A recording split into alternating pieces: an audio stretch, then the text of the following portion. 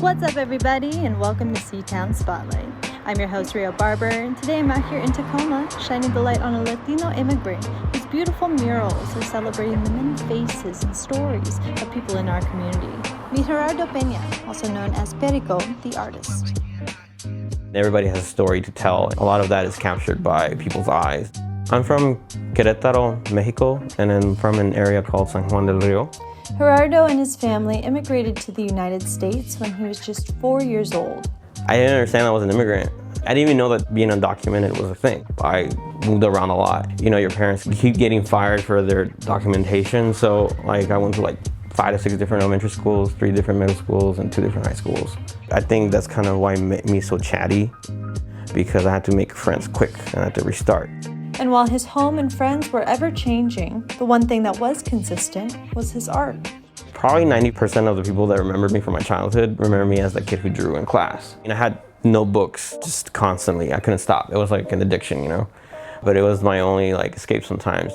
Aside from cartoons, many of Gerardo's first drawings were inspired by the monsters in his dreams. I had night terrors when I was a kid, so that started my insomnia. So I would draw demons and monsters that I dreamed about. And then I started drawing people. I didn't even understand that growing up as an immigrant and poor was a traumatic experience for a child until I started painting about it. I've always been an introspective person, but I avoided those things because the more introspective I became, the more suicidal I got.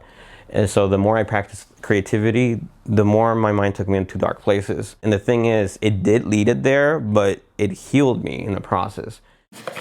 This expressed just the sacrifice that a lot of our people have gone through, specifically Latino immigrants. You know, going through the desert, going through that heat, putting yourself through that furnace, and just that risk that it takes. The reason why I painted her naked is because there's this vulnerability that comes with it. They come here with nothing. You know, they have to build themselves up in a country they don't understand, a language they don't understand. So they're completely detached themselves from everything they once knew to chase this dream. And they know they might die. They know they might get injured. I mean, let's not forget that all the women also that get sexually assaulted trying to get into the country, you know, because people take advantage when someone is vulnerable.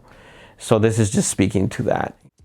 Gerardo didn't pursue art full-time until 2018, after he suffered an injury at work. In just 3.5 years, his paintings, murals, and sculptures have gained the interest of over 110,000 followers on TikTok, including sponsorships from companies like Pandora. I didn't know what I had done was a huge thing. I came into the art world for survival.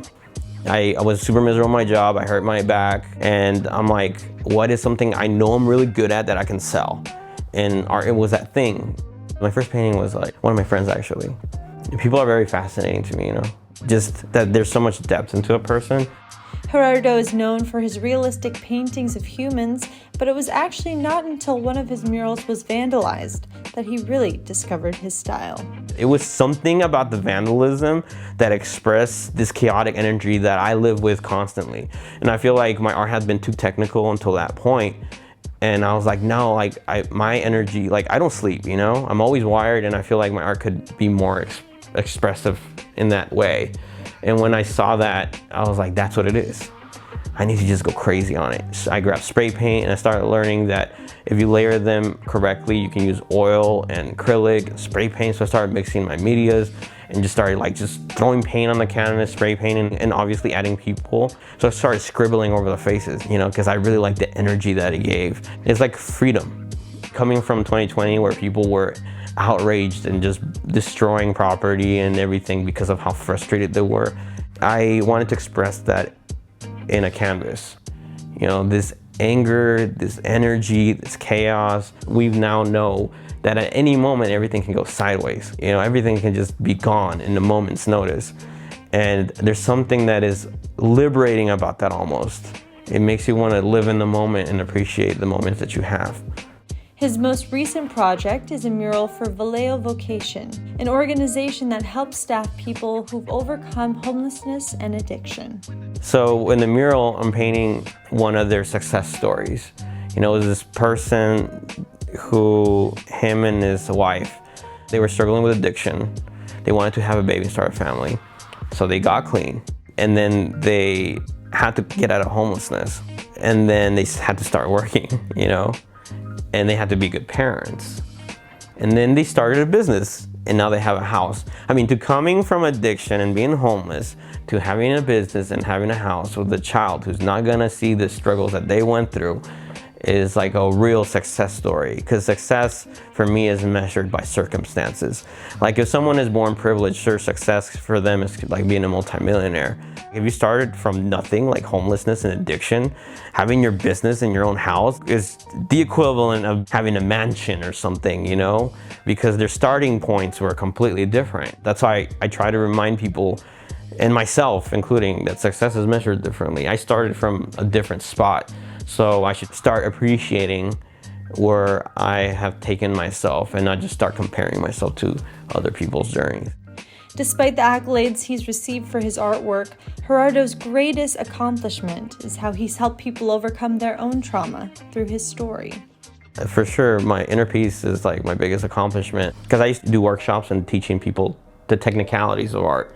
And now I've been reached out more frequently about doing art therapy with kids. I can't believe that I am in a place in my life where I can express myself so honestly and freely that people want to learn how I did it, and if people want to do it themselves, So the fact that I wear it so much on my sleeve that people notice it, through my art and my videos and all the stuff that I put out there, for me is like one of the biggest flexes in my life.